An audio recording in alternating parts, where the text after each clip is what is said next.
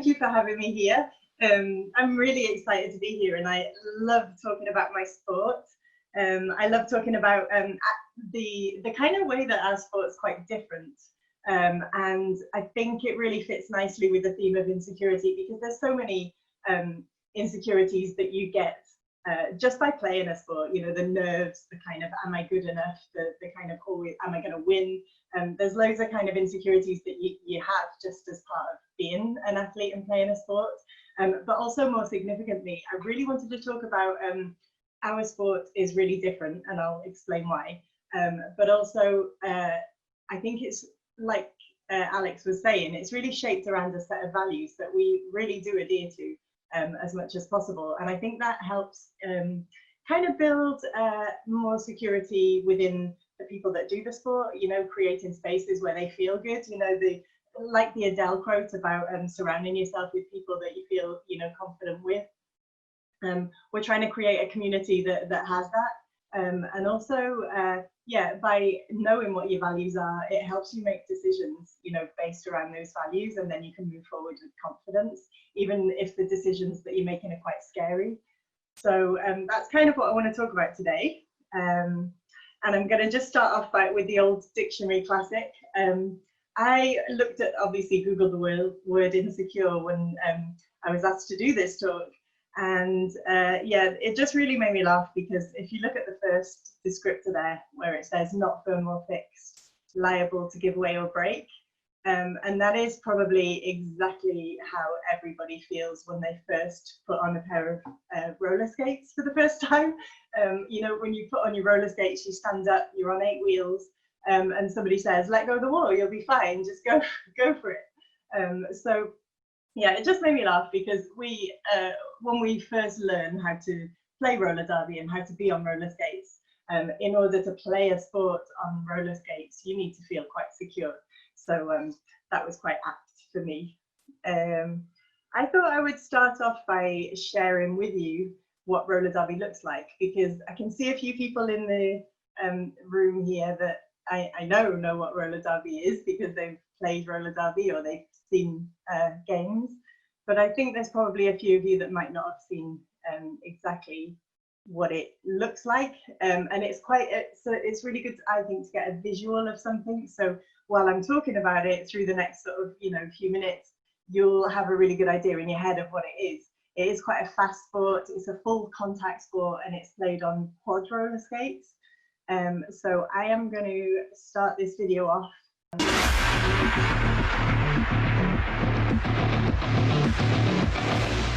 Roller derby is played in increments called jams. Each jam lasts up to 2 minutes. Both teams field up to 5 skaters at the start of the jam. 4 of these skaters are called blockers, and 1 is called the jammer. The jammer wears a helmet cover with a star on it and scores points for the team. The blockers are playing both offense and defense at the same time, and together they make up what is called the pack. The 2 jammers start each jam behind the pack and must get through all of these skaters for an initial pass before they can begin to score points. When the initial pass is complete, a jammer can score 1 point for every opponent they pass with their hips. The first jammer out of the pack legally is declared lead jammer, which means they can end the jam anytime they want before the 2 minutes are up. Sounds easy, right?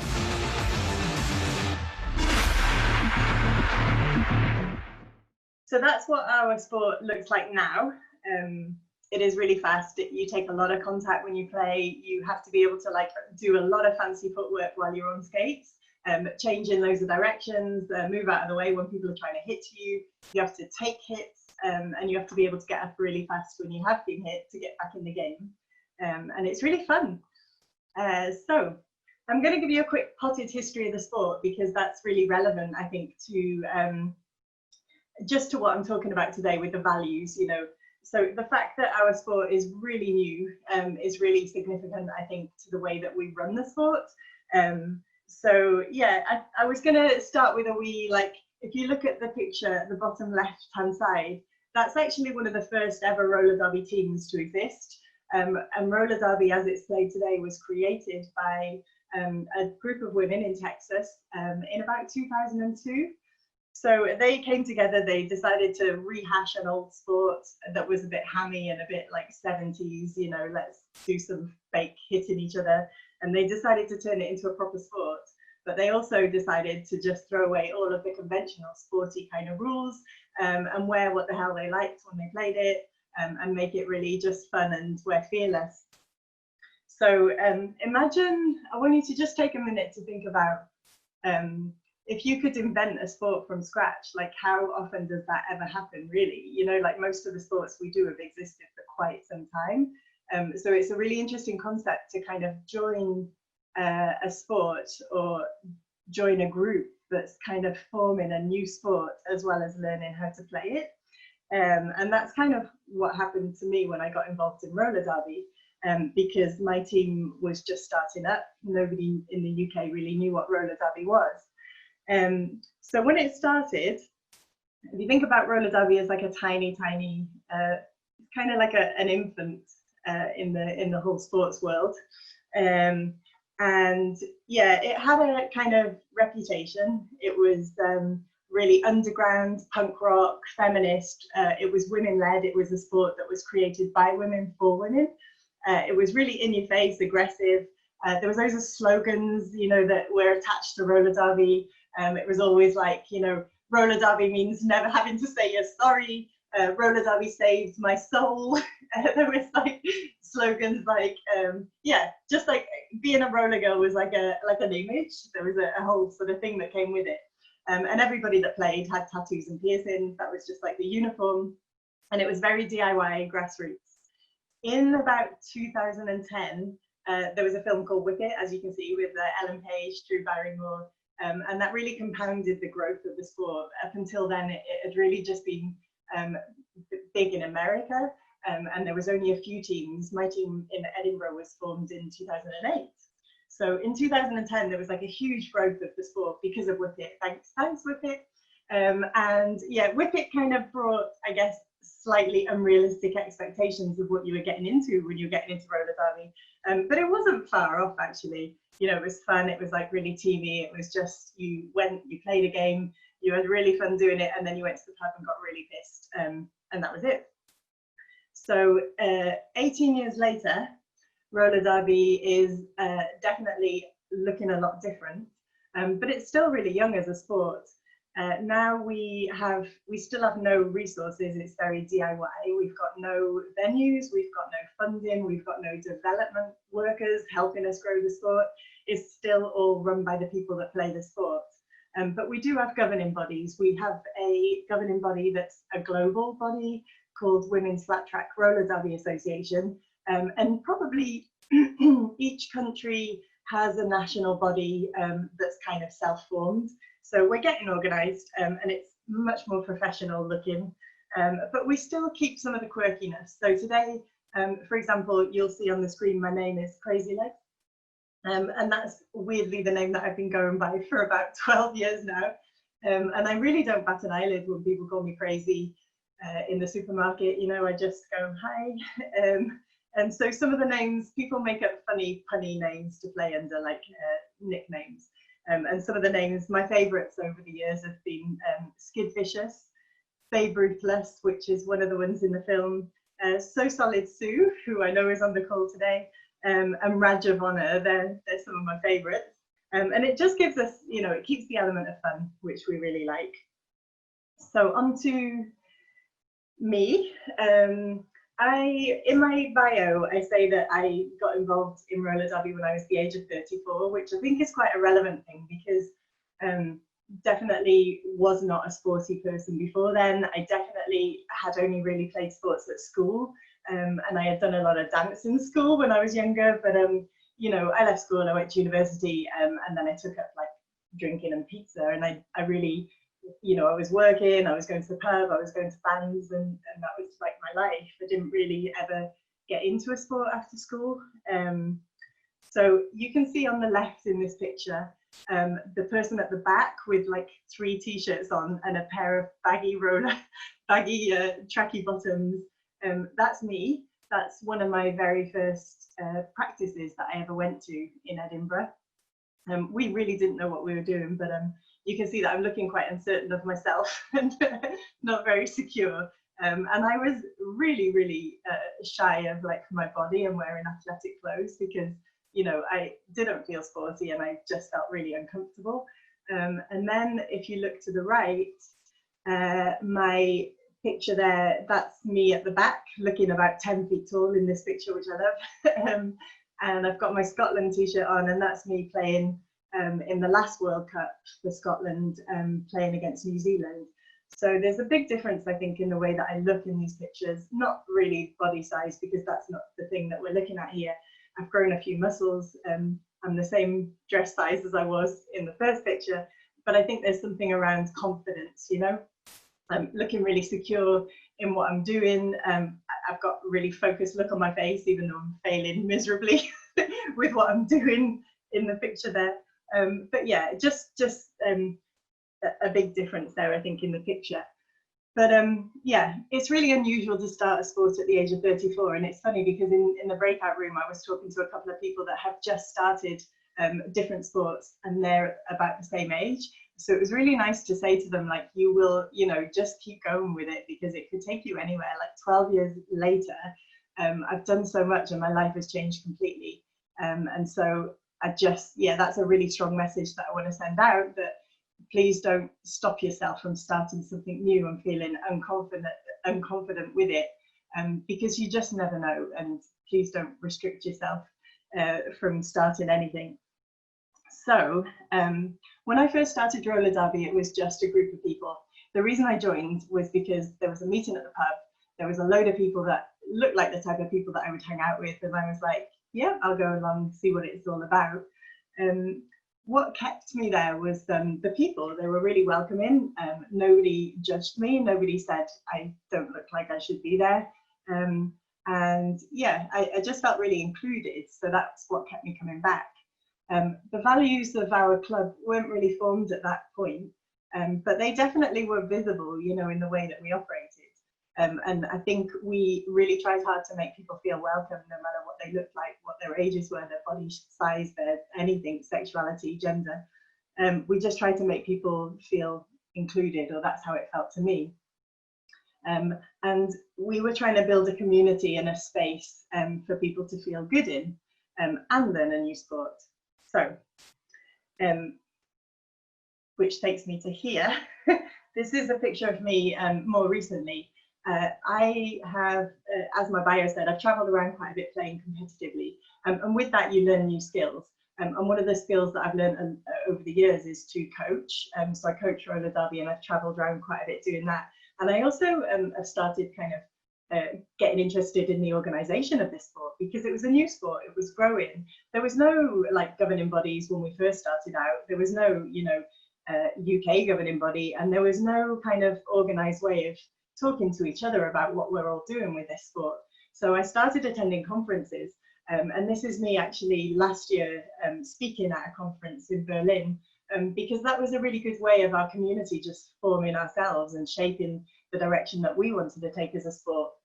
And gradually that got more and more formal. So yeah, and obviously speaking in front of people is always really nerve-wracking, and that's something that I hate doing. But yeah, it's something that I've kind of grown a little bit more confident with as I've moved through the sport and my time here. So that brings me to values. We have really, I talked about our governing body, the WFTDA, they're called Women's Flat Track Roller Derby Association. There's a set of values that we hold as part of our sport, and we try to live by those values, and that helps us decide how we're trying to shape the sport. These values really help us to make our athletes feel welcomed and included and safe, and that's what they're all about. So I am working at the moment as a volunteer elected on the board of directors for the governing body. So I've had some really good insight into the way that these values can help us make decisions. So I just wanted to talk a wee bit about those. So let me get to my notes. So one of the values here, cultivating safer spaces, I talked a little bit about my club in Edinburgh. We really wanted people to feel included, and we can't just sort of say, hey, we're inclusive. we need to do things about that. We need to make it visible that we are welcoming to people. And a way that we do that is we've got all of our policies up on our website, so you can see clearly what we're about. Our sport's got a really progressive, I think, compared to other sports, gender policy. So even though we're a sport called the Women's Flat Track Roller Derby, our policy is that all those who identify as women, trans women, intersex women, and or gender expansive are welcomed to train and compete with us. There is no drug testing in our sport. There's no testing of hormones in our sport. You choose if you feel like our sport is the sport that you identify with and the gender policy that you identify with, and then you're welcome. Our club also signed the SAMH Mental Health Charter for Sport and the LGBT Sport Charter, which holds us to sort of a ton of principles that we're happy to abide by. And that makes our athletes feel more confident that they belong in the space that we have. Innovative and daring is another value, and actually our governing body's tagline is real, strong, athletic and revolutionary. So revolutionary, obviously, innovative and daring, we're trying to be different. We've looked at sports and we've said we kind of want to go in a bit of a different direction to you. It's not perfect in the sporting world, so how can we do it differently? And one of the examples that I thought about of being daring and innovative is actually, it came from when I was playing in the World Cups. So I played in 2 World Cups, one in Texas, one in Toronto. And the second World Cup was a bit of a challenging experience for me because I didn't feel like the athlete's safety and just that the athlete's voice was being taken into account with the planning of the World Cup and the way that the World Cup was run. And being a DIY sport, which is democratically run, that was quite challenging for me as an athlete. And I really didn't feel like I felt like a lot of things were trying to be changed in the game, and it didn't feel comfortable. So after that, I got together with some people that were interested in making sure that didn't happen again. And we formed a committee of representatives from around the world. And it was like a formal committee of athletes who represented all of the national teams around the world. And we set a policy, and we set policies, and we conversed with the World Cup organising team. And we were kind of the athlete's voice. And it was a bit, it was a bit like, if you don't have any athletes and teams, then you're not going to have a World Cup. So you need to listen to what we need you to do, and it was things like making sure the safety, considerations are taken into account. It was things like, we need to play under our rule set that we're used to playing under. You can't just change things for a World Cup. And that was really good. It worked. And one of the things that we put into place was we changed one of the policies so that different teams could enter. So you didn't have to be the traditional national team. And actually, the outcome of that was one of the first borderless nation teams played for the first time ever, I think, at a World Cup competition. And that was Team Indigenous Rising. And they're a team formed of First Nations and Indigenous people. And they played their first game at the World Cup in 2018. Since then, that team's been using their platform to highlight the positivities of Indigenous culture, and also the barriers that non-white people and non-middle class people can have in accessing our sport. So that's been a huge platform for them, which is really good. Onto another value is inclusion, which kind of we've touched on. One of the ways that my club works on inclusion is finance. We don't get any funding for this sport, so we are self-funded, but we work hard to apply for grants. So when we get grant funding, we can then make sure that our sport is accessible we spend all of the money that we get from grants on kit, so that if somebody wants to join our club and they, finance is a bit of a barrier, then they can just have a kit. And we do like a no questions asked. You have the kit for as long as you like, and then if you can hand it back at some point, we can pass it along to somebody else. So that's a nice thing to be able to do. And we do look at how we can make our sport as inclusive as possible, and we do that actively. One of the really bold decisions that we made recently, and when I say we, I mean like the governing body and the sport, is we're growing, obviously, and we're really hungry for everybody in the world to know and be able to see our sports. And in 2015, we had the news that ESPN was interested in broadcasting some of our games. And we were like, this is amazing. This is brilliant. Like, we've made it. We're going to be seen by loads of people and our games are going to be broadcast. And this is brilliant. After a couple of years of partnering with ESPN3, their online channel, we realized that our values and our sort of strong belief that, you know, we are welcoming to everybody and we are not discriminating against people for being in marginalized groups, we realized that our values really didn't sit comfortably with some of ESPN's requests on us as a sport. And one of the requests they made actually was for us to stop using roller derby names, specific names, because they thought that their audience wouldn't like that. And some of those names, we didn't have any dodgy ones, you know, that wouldn't have met the watershed rules, but we did have names that alluded to, you know, being part of the LGBTQ community, or, you know, political names, and that didn't sit right with ESPN. So instead of changing our sport to suit ESPN, we decided to stick two fingers up to ESPN and say, no, thank you, we do not want to partner with you, which is quite a bold move for, you know, a sport that's got no money and is quite DIY. So 2 years later, we opened a new company, which is a subsidiary of our governing body, and that's called Quad Media, and that is a broadcast company. And it started last year, and that's got the sole aim of broadcasting all of our games online. And we are trying to create visibility and make our sport accessible to everybody in the way that we want our sport to be viewed. So that's really important to us. And hopefully in future we can align our values with other sports and give them a platform. So athlete driven, that's another really important value for us. We do get asked a lot, now that our sport's grown quite a lot, we get asked questions like, when is roller derby going to make the Olympics? And that's really interesting, because when we were talking about what you think about when you think about an athlete, and the first thing that somebody in my group said was, oh, I guess I think of the Olympics. So yeah, that's one of the things that we get asked a lot at the moment. And actually, I think the answer at the moment is that the Olympics isn't quite right for us as a sport.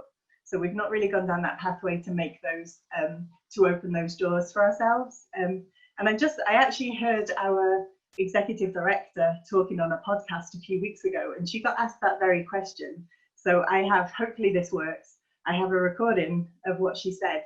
It's a little bit fuzzy, but hopefully you can hear it.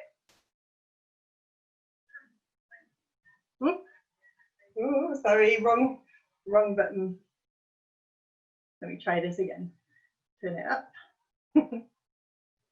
Technology. Most important bottom line is that the construct of the Olympic pathways at this point does not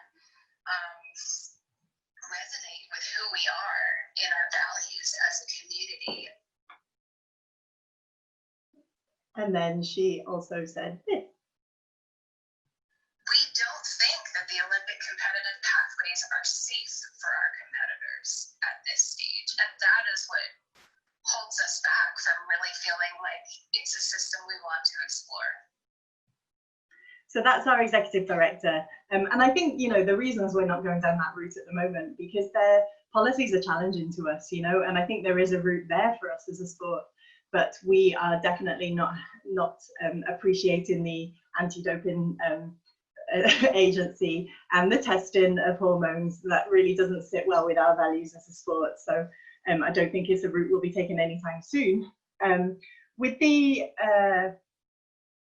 COVID-19 situation that we're in at the moment, that's really helped me see how our values can help us react really quickly, really confidently, and make decisions on the fly. Because I think this, obviously nobody was expecting a pandemic, and I think a lot of sports organizations, professional sports organizations, have really struggled with making decisions and acting fast and coming out with a plan on what is happening with their sports. I think we in roller derby were able to act really fast because we already knew what our values were. And as a board of directors and the staff that work on the governing body now, we're really clear that we need to keep our athletes safe. That's #1 priority. And we need to keep the world safe by not spreading this. And for those that don't know roller derby, we travel quite a lot for our games because we work on like an international level. So my team in Edinburgh, we are pretty good, and we compete mainly in Europe and often in America.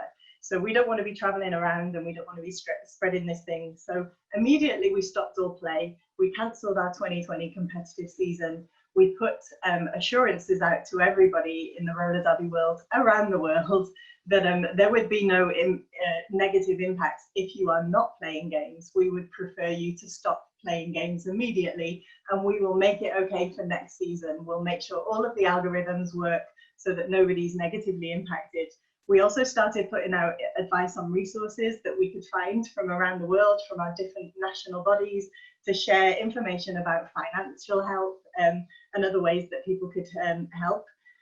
We put together a small group of people, healthcare experts that were all volunteers, and they helped us to put together a 7-step return to play guide. We put that out pretty quickly, and it's really comprehensive, and it gives every club the confidence to move forward and know how they're going to be coming back to play. And also, weirdly, we had a lot of interest from Twitter with our return to play guide, and a lot of people were sharing it, professional athletes, saying that, you know, we've done a much better job at putting this out so quickly and so concisely than a lot of the big sports governing bodies.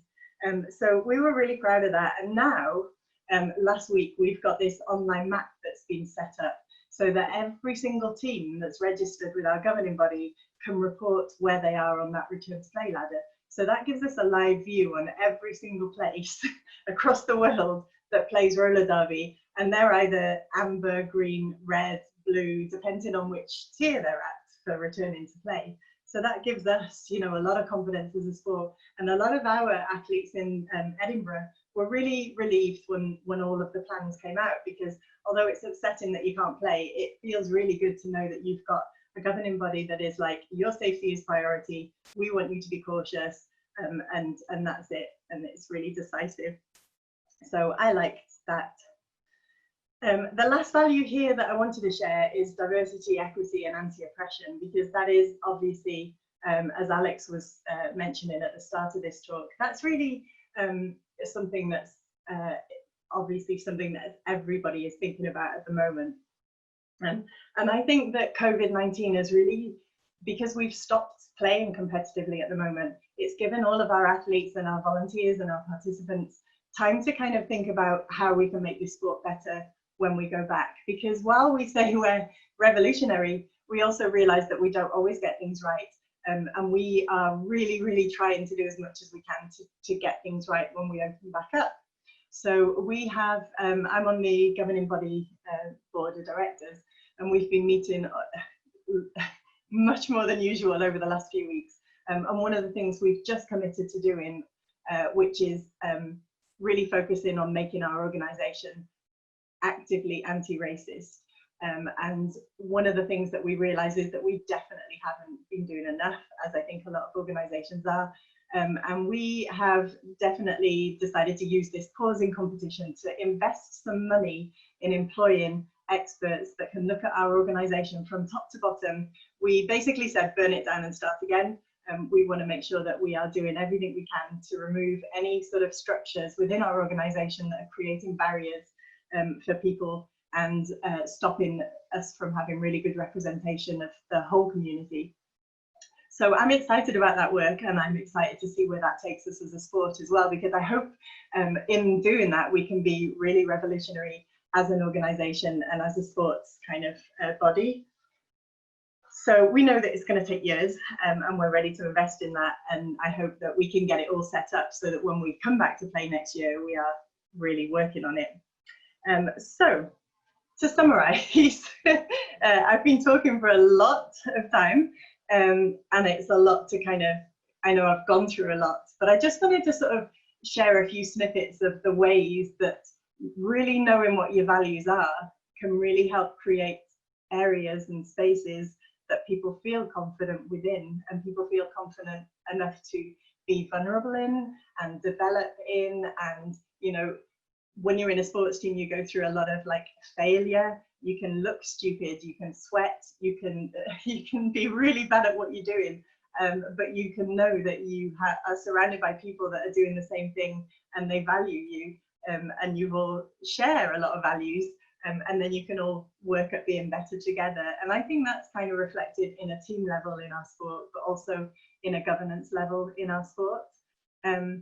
Yeah, so to summarize, I really wanted to challenge you all to take this time while we're all sort of having a bit of downtime, well, a lot of us having a bit of downtime, and we're not kind of doing the things that we usually do. I think it's a really good time to maybe think about our own personal values, think about maybe redefining how we view success, and what we really hold as our core values in our businesses, in our daily life, in our relationships. And I think it's a really good time to think about it. And then when we open back up, we can maybe restart our lives again with a little bit more attention to things that we do value the most. I also wanted to say, somebody mentioned that there's a lot of roller skating going on at the moment, and outdoor exercise is allowed. Roller skates are brilliant. They're a lot more fun than jogging. So if anybody really feels like giving it a go, I urge you to. And then if you enjoy it, roller derby will be opening back up again soon in Edinburgh, and you should definitely look up Aldrickie Roller Derby, because you're definitely not too old, you're definitely not too fat, too small, or too shy. There's definitely a space for you at Aldrickie Roller Derby, and you will definitely feel like a superhero if you start playing our sport. So thank you.